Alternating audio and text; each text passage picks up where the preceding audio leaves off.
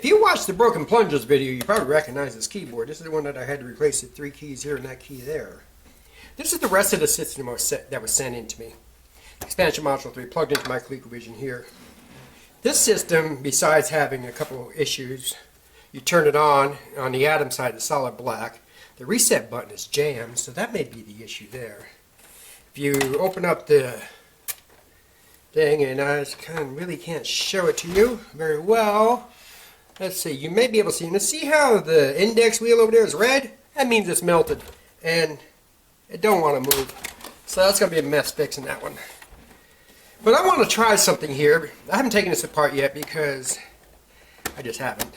I want to try something here. I got it plugged into the ColecoVision here. When I turn it on, I get a black screen, which may be a jammed reset button. I have yet to pull it apart. But I want to try something else here. If I hit the reset button, it goes to ColecoVision, no problem. What I got here is my RAM board / Super Game Module tester, and what this likes to do is check memory. And I want to try something here. We got an ambulance going by. I want to see if it picks up the memory in the Atom and if it finds any issues. So we'll reset it. It's going to do a test here. Okay, found out that the Coleco Atom found out that the base 24K RAM is okay. The lower 8K RAM is okay. Failure in sound chip, obviously, because there is no sound chip in it. So the lower 32K of RAM is good in here. So we do know that the RAM is working in this system here. We're going to find out why that thing's stuck. I have a feeling that could be the issue. Because if this thing's jammed in reset mode, it ain't never going to turn on Atom until that's released. So, I wanted to test that there. Now what I'm going to do is power everything down here. Unhook it all, and we're going to take it apart. And see what we can do about finding out what's going on with it. So to disassemble one of these is similar to disassembling a standalone Atom. Pop the cover off of it, and as you can tell, there's styrofoam everywhere in here. If you watched my last video, you know what I feel about styrofoam being running around loose inside of a computer box. So I'm going to take this apart. This has been assembled wrong. I can tell you right now, that goes on top, not underneath. So this may just be a case of somebody put this thing together wrong. Whether it was the, well, whether it's the owner or ColecoVision themselves. I don't think ColecoVision would have done it, but you never know. They've made mistakes. Many of them mistake with their stuff. So let's remove the data drive here. One more screw over here on the ground.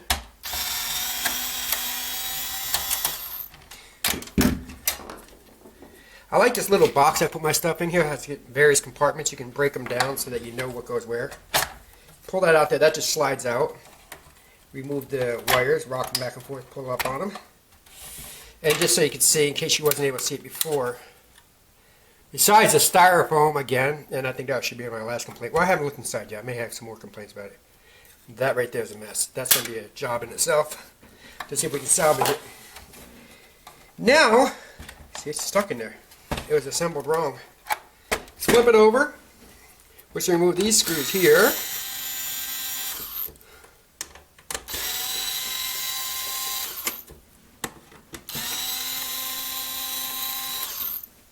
Pull off the front cover. That rocks forward like that. And more styrofoam. It's like snow. Now we have to use a regular screwdriver to get the rest of this out. Because my electronic screwdriver won't fit in there.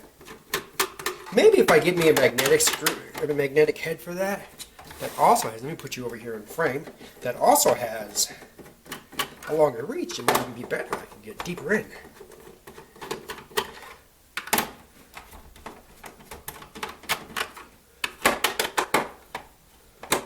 There's 8 screws holding the bottom of this thing together, just like on a standalone Atom. Even though this one is about 4 inches shorter.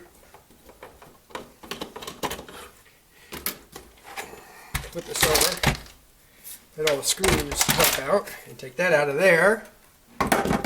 Yeah, lots of styrofoam.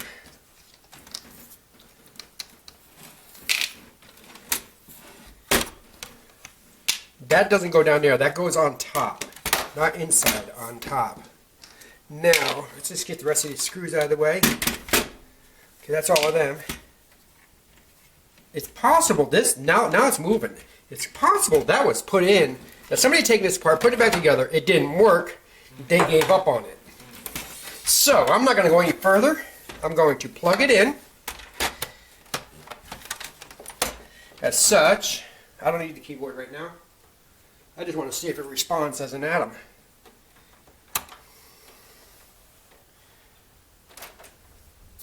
Turn this on, see what we got.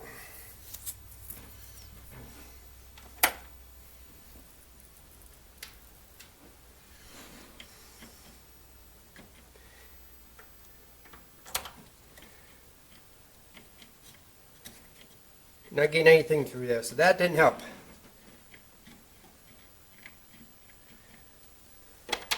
But we're still getting ColecoVision, which means this is not responding correctly.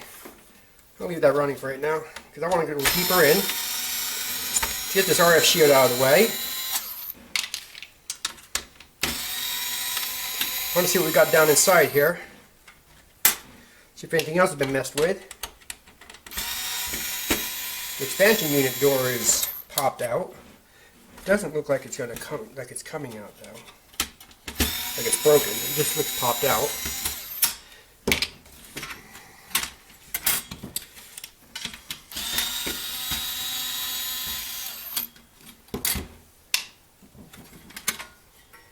All right.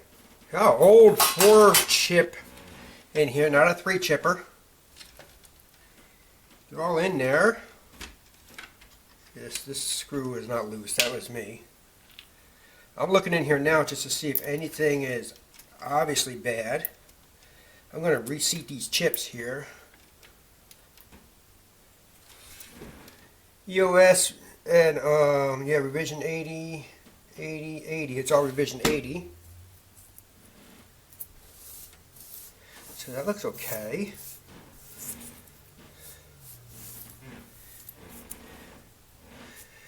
Nice mess of styrofoam everywhere.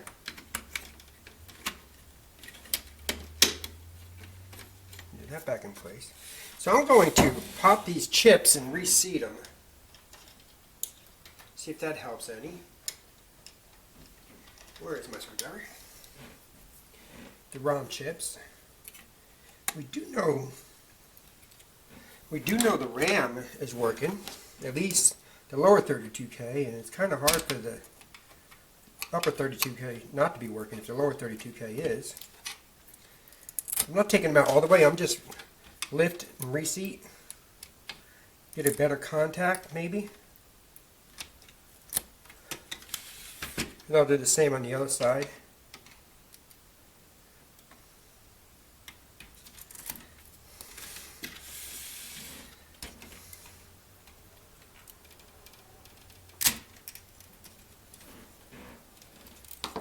Make sure none of the legs get bent out.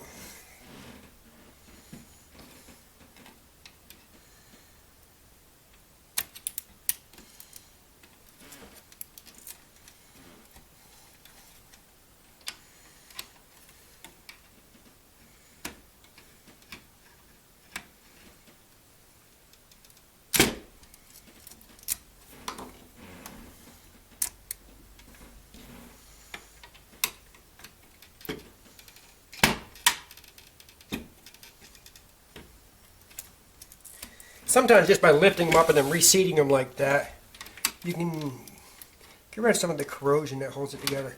This right here is the Master 6801. This runs the AtomNet. This right here is a memory management unit that controls all the various memory functions that pages things in and out, lets you switch from ColecoVision to Atom and so forth.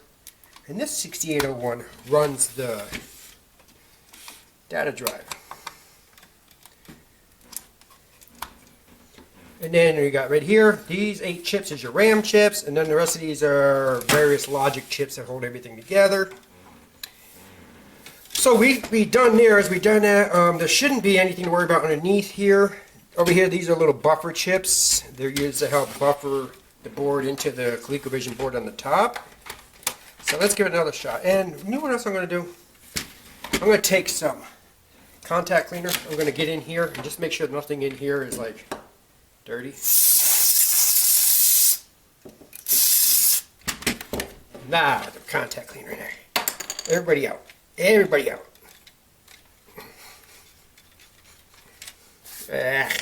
Messy, messy, messy. Where is my towel?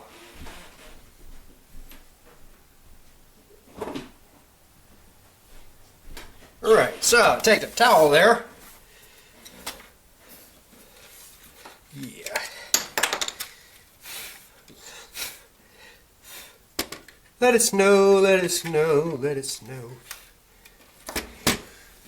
Walk around in men's underwear. Yeah, probably not. Alright, so let's try again. Let's see if we got any change.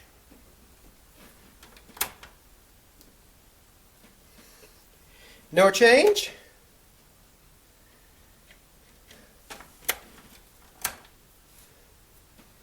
No change?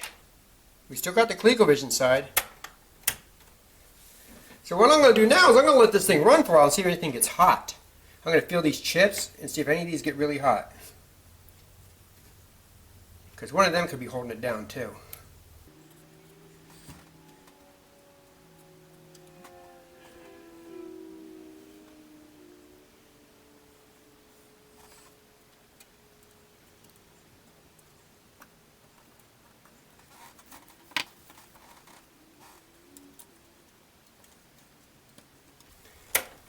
Okay, now I am noticing that the 6801 that handles the data drive is getting hot.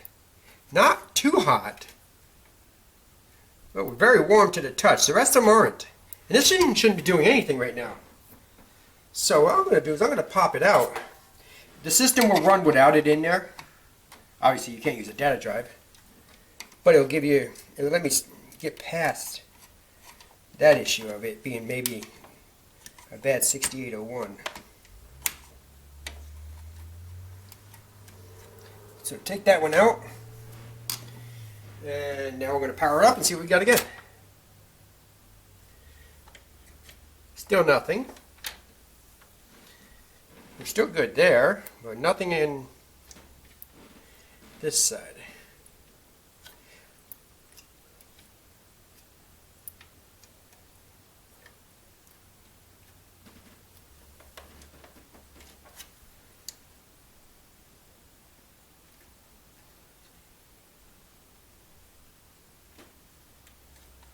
Still nothing.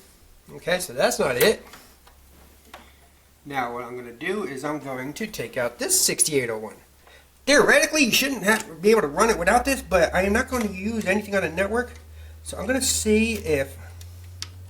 I don't want to mix these two up, so this one's going to come over here, away from the other one, and let's see it now.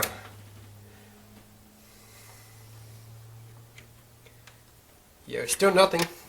Still got the ColecoVision side, but nothing on the Atom side. So we definitely have a bad board here. So let's reseat these chips back in.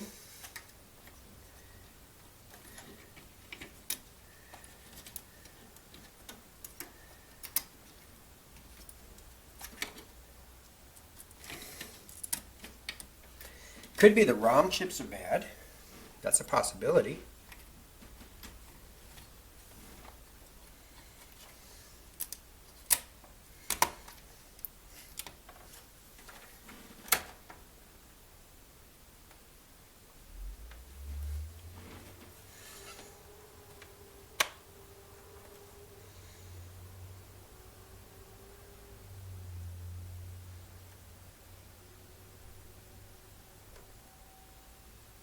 Yeah, nothing in there. So we definitely got something wrong in the system. What I'm looking at now is these tantalums down here, because I've had them blow up on me. And then the system not work after that. So I'm just seeing if maybe there's something there. Nothing causing the printer. Okay.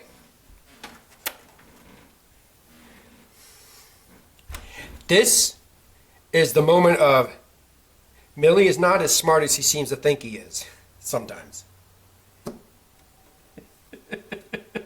I forgot something. I forgot to plug it in. Right here. I forgot to plug the power in. I've been working with ColecoVisions now for the past 2 months, and this is the first time I'm going back into an Atom, and I'm like... So... I'm going to go get a printer and plug it in. I'm going to leave all that video in there because that was some good troubleshooting.